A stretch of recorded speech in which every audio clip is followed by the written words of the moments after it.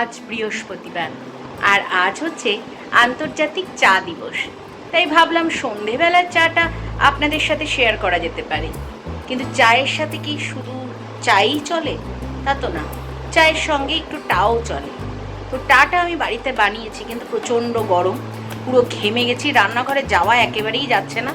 মানে কী যে কষ্ট হচ্ছে, আর যারা বাইরে যায় তাদের কষ্টের তো আর শেষই নেই। কিন্তু কি বানিয়েছি চায়ের সঙ্গে চলুন দেখি। চায়ের সঙ্গে হয়েছে পেঁয়াজি, দেখুন মুচমুচে খাস্তা পেঁয়াজি। এখন এটা আমাদের চায়ের সঙ্গে চলবে খাওয়া। চাটা আমাদের নর্মাল চা, মানে লিকার চা, দুধ চা নয়, কিন্তু পাতাটা বেশ একটু ফ্লেভারফুল, যার কারণে চাটা খেতে বেশ ভালো লাগে। তাহলে চলুন এবার চাটা আসুক। চায়ের আন্তর্জাতিক দিবস যখন, তাহলে তো চাকে আপনাদের একবার দেখাতেই হয়। তাহলে চলুন। বাংলায় যাকে আমরা চা বলি তা ইংরেজিতে টি, দুটো একসাথে হলে যেটা হয় সেটা খেতে কেমন কমেন্ট করে অবশ্যই জানাবেন। আমরা এবার চাটা খেয়ে নিই। তাহলে আজকে আন্তর্জাতিক চা দিবসকে আমরা এইভাবে পালন করছি। আপনারা তো দেখলেনই যে চা দিবসে চা খাওয়াটাকে আমরা বেশ এনজয় করলাম।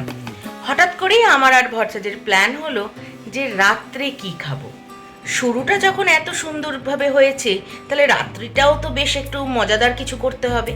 তাই ভাবলাম আমরা এখন শেজওয়ান ফ্রাইড রাইস আর ভেজ মাঞ্চুরিয়ান বানাবো। তো ভেজ মাঞ্চুরিয়ানের রেসিপি আপনাদেরকে দেওয়াই আছে, তাই শেজওয়ান ফ্রাইড রাইসের রেসিপিটা আজকে দেখে নেবেন। চলুন। চালটা 1 ঘন্টা হয়েছে ভিজিয়ে রেখেছি। দেখুন চালটা বেশ নরম হয়ে গেছে, একটু বড়ও হয়েছে। এবার একটা পাত্রে জল নিয়ে সেটা গ্যাসের আঁচে বসিয়ে দেব। জলটা যতক্ষণ গরম হচ্ছে একটু অপেক্ষা করতে হবে। এই যে জলটা গরম হয়ে গেছে, দিয়ে দিলাম এবার চালটা।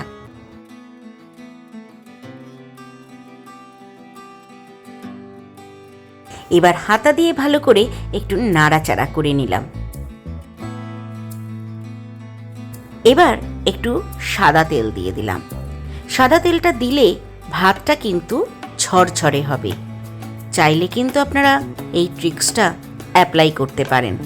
এবার একটু অপেক্ষা করতে হবে চালটা ভালো করে ফুটে ওঠার জন্য। চালটা ফুটুক, ততক্ষণে একটু ফ্যানের হাওয়া খেয়ে আসি, কারণ রান্নাঘরে দাঁড়িয়ে থাকা যাচ্ছে না, প্রচণ্ড গরম।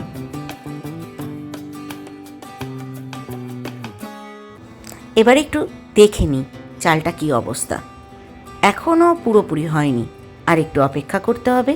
দেখবেন চালটা হাত দিলে যে চালের মাঝখানে শ্বাসটা যেন বোঝা না যায়, মানে হালকা নরম হয়ে আসলে তখন কিন্তু নামাবো। কিন্তু এখনও দেখুন শক্ত আছে, তার মানে এখনও কিন্তু ভাতটা হয়নি।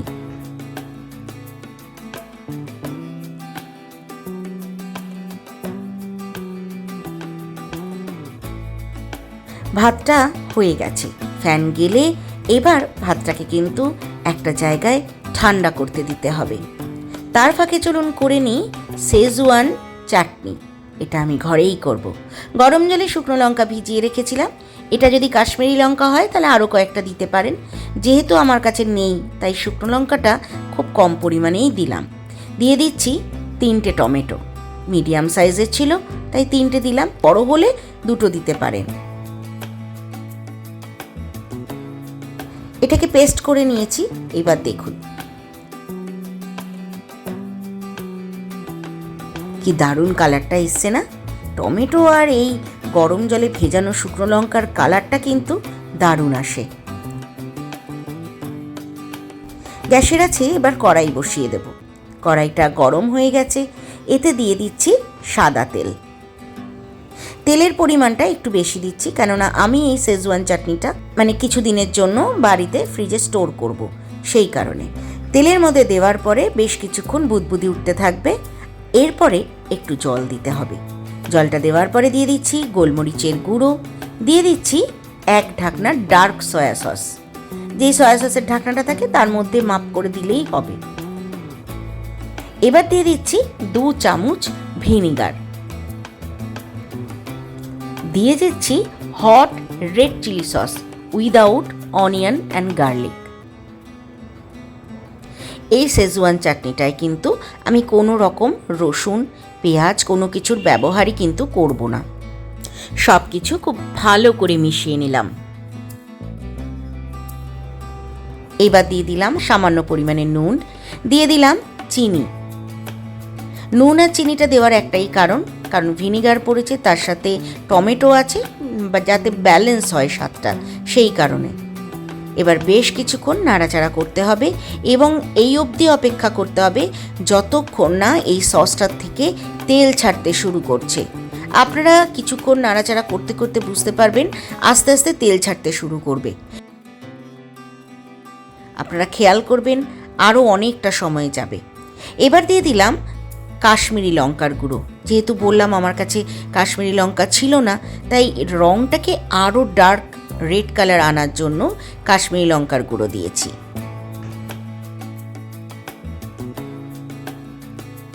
এবার দিয়ে দিচ্ছি ধনে পাতার ডাঁট। হ্যাঁ, যদি মনে করেন ফ্রিজে রাখবেন না, বাইরে রাখবেন, তাহলে এটা দেবেন না, তাহলে এটা স্কিপ করবেন। আর আমি যেহেতু ফ্রিজেই রাখবো, তাই জন্য আমি ধনে পাতার ডাঁটটা দিয়েছি। ধনে পাতার এই ডাঁটগুলো দিলে কিন্তু শেজওয়ান সসে বেশ সুন্দর একটা ফ্লেভার আসে।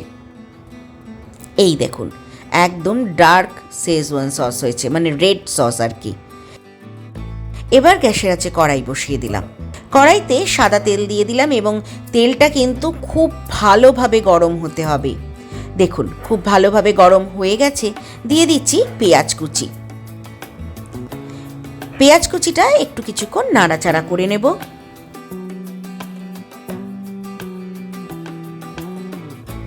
এবার এতে আমি দিয়ে দেব আদা কুচি। আর আদা রসুন এগুলো কিন্তু ফাইন কুচি করতে হবে, এটা আগেই বলে রাখলাম। এবার এই আদা রসুন পেঁয়াজ একসাথে খুব ভালো করে ভেজে নেব। এবার এতে দিয়ে দিলাম কাঁচা লঙ্কা কুচি। যে যেমন ঝাল খাবেন সেইভাবেই কিন্তু কাঁচা লঙ্কা কুচিটা দেবেন। দিয়ে দিচ্ছি গাজর কুচি, দিয়ে দিলাম বিনস কুচি।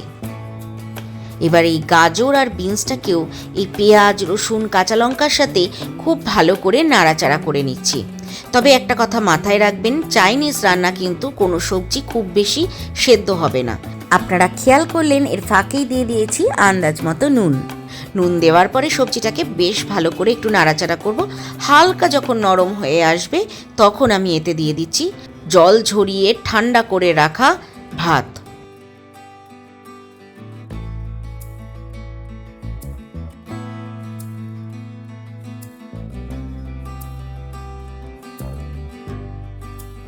ভাতটা দেওয়ার পরে ভালো করে এবার নাড়াচাড়া করে নেব, যাতে ভাতের সাথে সমস্ত সবজি ভালো করে মিশে যায়।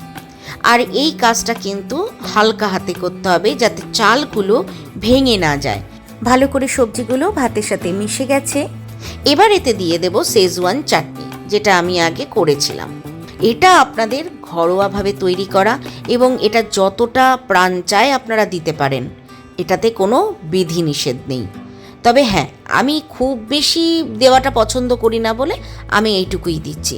দেখবেন এতেও কিন্তু দারুণ ফ্লেভারও আসবে, প্লাস এতে কালারটা কিন্তু রাইসে খুব ভালো আসবে।